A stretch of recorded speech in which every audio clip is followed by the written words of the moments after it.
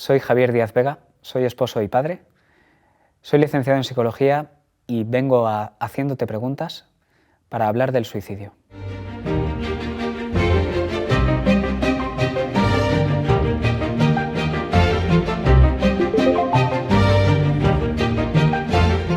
Yo a veces estoy triste, ¿eso es malo?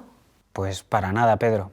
La tristeza es una emoción que es pasajera, a veces dura un poquito más, a veces dura un poquito menos, pero es algo que nos pasa a todos. A veces sabemos por qué estamos tristes y a veces no. Lo mejor que podemos hacer es aprender a comunicarlo a nuestros padres, a nuestros abuelos, a nuestros amigos, porque la tristeza no es algo malo, es una emoción que nos puede ayudar a comunicarnos con los demás. Y qué bueno es tener a alguien con quien compartir no solo lo bueno que nos pasa, sino también lo malo. Si la tristeza es tan normal, ¿por qué nos cuesta tanto decir que estamos tristes? Pues mira, Pedro, yo creo que a veces nos empeñamos tanto en estar bien, en estar siempre alegres, que creemos que la tristeza es sinónimo de fracaso. Y no está mal estar triste, a veces es lo más normal del mundo.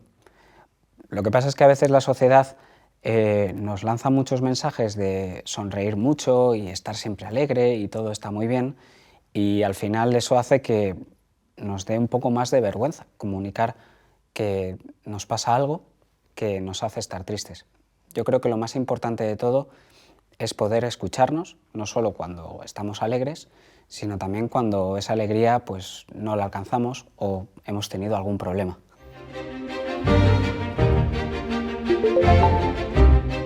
Javi, por favor, ¿me cuentas tu historia?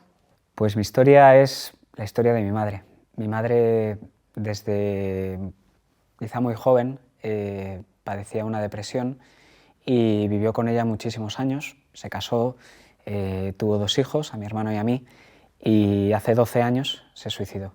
Me pasa mucho que cuando la primera vez que oí la palabra superviviente del suicidio sobre aquellas personas que han tenido familiares o gente muy cercana que ha vivido el suicidio, me pareció que estaban hablando de una catástrofe natural, ¿no? Como sobrevivir a un terremoto. Y me di cuenta enseguida que es lo que me había pasado a mí. El terremoto vital que supone perder a una madre, de la forma que sea, es muy duro a cualquier edad. Yo perdí a mi madre con 22 años estudiando psicología, precisamente, pero el terremoto del que además tenía que hacerme cargo es de una gran y terrible pregunta, es ¿por qué? ¿Por qué mi madre se ha suicidado? Creo que a pesar de todo fui un privilegiado porque no huí de la pregunta, porque el shock inicial no me dejó en ese silencio incómodo que supone hablar de este tema, y a mí eso no me pasó. Y también porque creo que he vivido el suicidio de mi madre pues, desde una fe que ella misma me transmitió y que también a través de muchas personas que comparten esa fe dentro de la Iglesia me han ayudado a salir adelante, a tener esperanza y también a estar hoy aquí pues intentando que al contar mi historia otras personas puedan también contar la suya y podamos tratar un tema que sabemos que cuanto más se habla y mejor se habla de él, más se puede prevenir un hecho tan doloroso como el que yo he vivido. ¿Por qué el suicidio ha sido y en gran medida sigue siendo un tema tabú? Yo creo que en el fondo el suicidio desenmascara un fracaso como sociedad. Al no entender bien este problema y las múltiples causas que pueden llevar a una persona al suicidio, no solo puede ser un trastorno mental como la depresión o la adicción a medicamentos, puede haber una situación desesperada a nivel emocional, a nivel personal respecto a sus relaciones familiares, a nivel económico. Hay tantos factores y hay tanta incomprensión que digamos que es más fácil tapar, o a veces tristemente también es más fácil edulcorar o justificar el suicidio. Creo que a la sociedad le da bastante vergüenza mirar cara a cara no solo ya los datos del suicidio, que son gravísimos, sino reconocer que detrás de cada dato hay una persona y hay una familia alrededor que sufre. Has escrito un libro que se llama Entre el puente y el río. ¿Cuentas tu propia historia? Sí. entre el puente y el río, una mirada de misericordia ante el suicidio. Yo no quería escribir un libro, no era una pretensión de estas típicas que se dicen, ¿no? Pues para ser una persona realizada tienes que plantar un árbol, escribir un libro y tener un hijo. Lo de plantar un árbol está bien, lo de tener un hijo muy bien, es lo mejor que me ha pasado en la vida, pero escribir un libro solo lo he hecho porque entendí o me hicieron entender que era necesario hablar de esto, no solo desde un punto de vista profesional, porque yo no soy el profesional más y mejor capacitado para hablar del suicidio, ojalá, pero sobre todo desde un punto de vista personal. Por eso me invitaron a contar mi historia. Antes incluso que formarme o especializarme en este ámbito tan doloroso, empezar por la propia persona, empezar por mi propia experiencia. Y es algo que me costó un montón. Pero a la vez esas lágrimas que salían de mí cuando escribía no eran solo por la tristeza de recordar los momentos tan dolorosos, sino también era un dolor de gratitud hacia mi madre, porque siempre me enseña cosas, ¿no? Incluso cuando ella no está. Por eso ha tenido un efecto, digamos, terapéutico en mí, y con tan solo una persona que haya ayudado, ha merecido la pena. Y puedo dar gracias a que pues todavía hoy, después ya de un poco más de un año, ese libro sigue ayudando.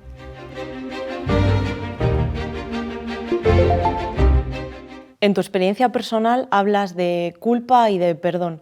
¿Qué papel tuvo cada uno en tu caso? Pues, Marta, yo creo que la culpa apareció casi automáticamente de reconocer enseguida la situación del suicidio de mi madre. Digamos que fue como una sombra constante de culpar, ¿no? De culpar a mi madre, a mi padre, a mi hermano, al médico o psiquiatra. No tanto culpar a Dios, pero sí decirle, ¿dónde estabas tú? Y al final, de forma inevitable, porque sucede así con la culpa, es ¿dónde estaba yo? Por eso, aunque la culpa, esos sentimientos, esos pensamientos son tan dolorosos, hay que aprender a perdonar y decir, no es culpa de nadie. No es culpa de nadie. Y es liberador. Y es algo que a mí me ha ayudado a estar en paz conmigo mismo, con ella y con Dios. En todo este proceso, ¿te has sentido alguna vez incomprendido? Muchísimo. Pero no me he sentido incomprendido por maldad, porque han pasado de mí o porque han menospreciado el dolor. Yo creo que todo lo contrario. Cuando le cuentas a alguien, le dices sin tapujos, como era mi caso, mi madre se ha suicidado, nace una incomprensión natural. Incluso las personas a las que yo les agradeceré de por vida que estuvieron ahí, estaban ahí y poco más, porque no sabían qué decir. Entonces era una incomprensión, pero a la vez era un acompañamiento. Esto es a lo que tenemos que aspirar como mínimo. Eso sí, también creo que es importante que comprendamos cada vez más y mejor la realidad del suicidio para poder acompañar mejor y que esa incomprensión quede para gente que no quiere escuchar este tipo de cosas, que espero que cada vez sea menos.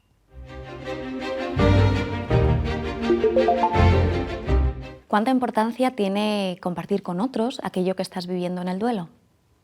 Pues para mí ha tenido una importancia fundamental para, entre otras cosas, sentarme hoy aquí.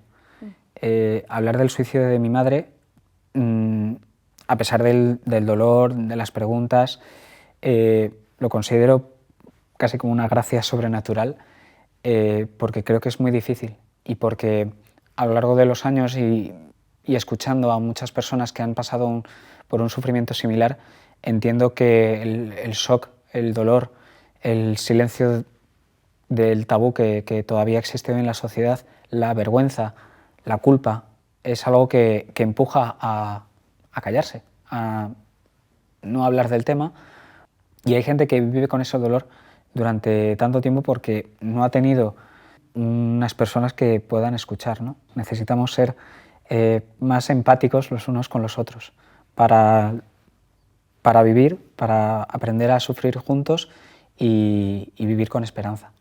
Javier, ¿se pueden salvar vidas hablando del suicidio? Sí, por eso se debe hablar del suicidio, porque el silencio mata.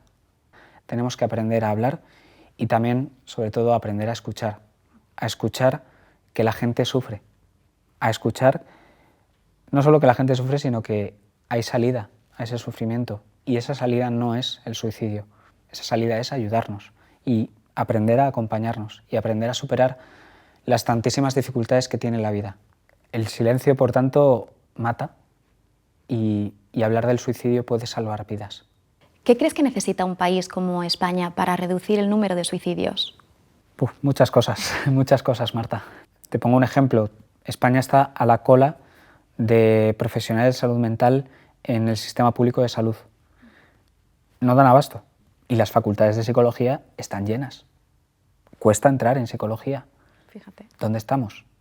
A nivel social, por especificar un poco, creo que tenemos que terminar de entender que el suicidio es un problema muy grave, que hay más muertes por suicidio que por accidentes de tráfico. Estamos hablando de 11 suicidios al día. Casi 4.000 personas al año se suicidan en este país y no hay un plan de prevención a nivel nacional. Creo que no hay que dejar de hacer un llamamiento a los responsables políticos, quienes dirigen este país, para que se tomen verdaderamente en serio este problema y rememos juntos en una dirección, que es la prevención, cada uno en la medida de sus posibilidades y en la situación, en el papel que vive como persona. ¿Cómo podemos ayudar a una persona que creamos que está en riesgo de suicidio? Tenemos que empezar por lo básico, que es aprender a escuchar de una forma activa. Y hace falta un espacio y hace falta un tiempo en el cual esa persona pueda expresarse con libertad, sin juicios ni condenas. Para eso también, como sociedad, por un segundo punto, necesitamos normalizar las enfermedades mentales. Normalizar no es justificar y no es decir que están bien, ni muchísimo menos. Creo que como sociedad, por ejemplo, hemos avanzado a la hora de normalizar enfermedades como el cáncer. En eso hemos avanzado y gracias a Dios también en la prevención del cáncer estamos avanzando. Pero en la prevención del suicidio no avanzamos casi nada. Y es algo que a día de hoy afecta a miles de personas y a miles de personas relacionadas con la persona que se ha suicidado. Se están haciendo algunas cosas, pero da una sensación de maquillaje que no terminamos de entender la gravedad del problema y de entender sobre todo que todos, en la medida de nuestras posibilidades, podemos ser agentes de prevención. Bueno, y aunque el tema es tan amplio y tan profundo, vamos a intentar irnos con algo de ilusión. Por eso yo quiero preguntarte, ¿qué es para ti la esperanza? A mí me gusta pensar, y sobre todo lo pienso porque lo he vivido así, que la esperanza no está en el final del camino, está en el camino.